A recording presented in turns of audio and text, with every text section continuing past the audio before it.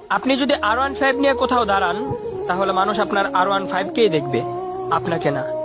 কিন্তু কোনো বিশ্বসেরা ফুটবল কিংবা ক্রিকেট প্লেয়ার যদি BMW নিয়েও দাঁড়ায়, সবাই কিন্তু ওই প্লেয়ারটাকেই দেখবে, তার BMW কে না। আপনি যদি 10,000 টাকা দামের গেঞ্জি আর প্যান্ট পরেন, তাহলে মানুষ আপনার গেঞ্জি আর প্যান্টটাকেই দেখবে, আপনাকে না। আর ওই প্লেয়ারটা যদি 50 টাকা দামের গেঞ্জিও পরে, তাহলে কেউ তার গেঞ্জিটাকে দেখবে না, সবাই কিন্তু ওই প্লেয়ারটাকেই দেখবে। তাই আইফোন লাগবে, DSLR লাগবে, বাইক লাগবে, বাবা মাকে এত প্যারা না দিয়ে, ব্র্যান্ডের পিছনে না ছুটে নিজেকে ব্র্যান্ড বানানোর চেষ্টা করুন। নিজেকে এমন ভাবে তৈরি করে তুলুন যাতে মানুষ আপনাকে ব্র্যান্ড বলতে বাধ্য হয়। আর আপনি যখন ব্র্যান্ড হয়ে যাবেন, তখন আপনার 20 টাকা দামের ছেঁড়া রুমালটাও নিলামে বিক্রি হবে লক্ষ টাকায়। আর একটা কথা মনে রাখবেন, জ্ঞান অনেকেই দিবে, কিন্তু আল্লাহ ছাড়া সঙ্গ কেউ দিবে না।